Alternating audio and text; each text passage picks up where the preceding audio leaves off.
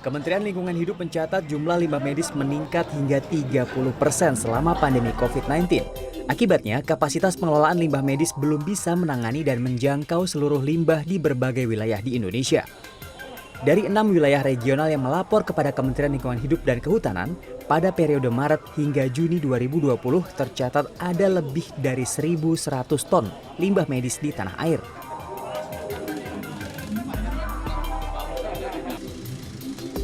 Mengacu pada surat edaran Menteri LHK nomor 02 tahun 2020 tentang pengelolaan limbah infeksius B3 dan sampah rumah tangga dari penanganan COVID-19, pemerintah akan menambah fasilitas pengelolaan limbah medis.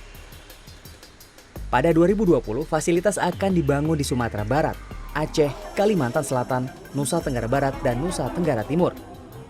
Akan dibangun 28 fasilitas pengelolaan limbah medis baru pada periode 2021 sampai 2024.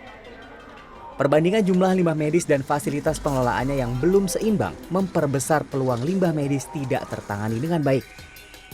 Peluang limbah medis tercecer ke tempat sampah bahkan badan sungai dan muara pun juga tinggi. Bahkan dari hasil survei kajian kami ke lapangan itu menyatakan tetapi yang tadinya sampah medis ini yang tidak ketemu, ini tiba-tiba masker lebih banyak, kemudian bahkan ketemu hazard material gitu sampai di lapangan. Kayaknya ketakutan masyarakat ini berlebihan kalau kami pikir. Nah, kecenderungan nanti kemungkinannya akan menumpuk lebih banyak sampahnya di TPA.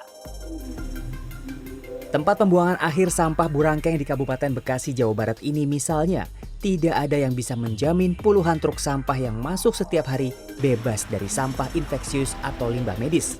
Ya banyak. Kalau masker sarung tangan mah, ya bekas rumah sakit mah ya dibuang, nggak diambil ini. Nggak diambil? Enggak, masker mah. Tapi sering ketemu? Sering. Truk dari mana, Pak? Ya, Cikarang ya Bekasi. Membuktikan kesaksian para pemulung, saya mencoba melihat ke sekeliling TPA Burangkeng. Tidak jauh dari lokasi truk membongkar muatannya, saya menemukan tumpukan sampah medis. Jadi di antara tumpukan sampah di TPA Burangkeng ini saya menemukan, memang belum dikonfirmasi apakah ini limbah sisa COVID atau bukan, tapi ada sisa limbah infeksius seperti sarung tangan medis, lalu ada juga masker seperti ini, ada juga sisa selang, bahkan saya tidak bisa tahu ini selang bekas apa, dan juga sisa kemasan obat-obat yang jelas di sini ada logo obat keras. Nah, di sini kita bisa melihat bahwa limbah-limbah yang seharusnya dibuang berdasarkan pengolahan limbah B3 ini justru terdampar di lokasi pembuangan sampah akhir rumah tangga bercampur dengan sampah lainnya. Ada jelas pihak yang tidak mematuhi SOP pengelolaan limbah B3. Ketua Asosiasi Pelapak dan Pemulung Indonesia Bagong Suyoto menyesalkan limbah medis dan infeksius ini berada di tempat pembuangan akhir sampah. Ia takut sampah medis akan berdampak kepada para pemulung, keluarga, dan warga sekitarnya.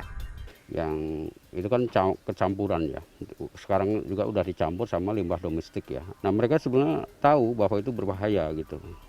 Tapi itu karena dianggap mempunyai nilai ekonomi, mereka manfaatkan. Temuan limbah infeksius di pembuangan akhir tercampur dengan sampah rumah tangga menandakan ada kesalahan penanganan limbah infeksius pada sumbernya. Kementerian Lingkungan Hidup dan Kehutanan melalui Dirjen Penanganan Sampah dan Limbah B3 telah melakukan koordinasi ke setiap daerah untuk mencegah hal ini terjadi. Kami melakukan rapat koordinasi dengan 6 regional seluruh Indonesia melalui virtual. Saya pastikan betul setiap daerah itu mereka melakukan penanganan limbah medis dan sampah maskernya. Dan kalau mereka tidak bisa, maka kita carikan jalan keluar. Namun temuan limbah infeksius di tempat pembuangan akhir ini merupakan sebuah bukti pelanggaran sekaligus peringatan. Tidak ada yang bisa menjamin limbah seperti ini tidak ditemukan di tempat sampah, tempat pembuangan akhir lainnya, bahkan badan sungai dan muara. Dibutuhkan lebih dari sekedar komitmen namun juga penegakan hukum agar menjadi efek jera. Karena pandemi COVID-19 baru akan selesai saat limbah infeksiusnya ditangani dengan serius, benar, dan tuntas. Yogi Tujuliarto, Muhammad Wahyudi, Jakarta.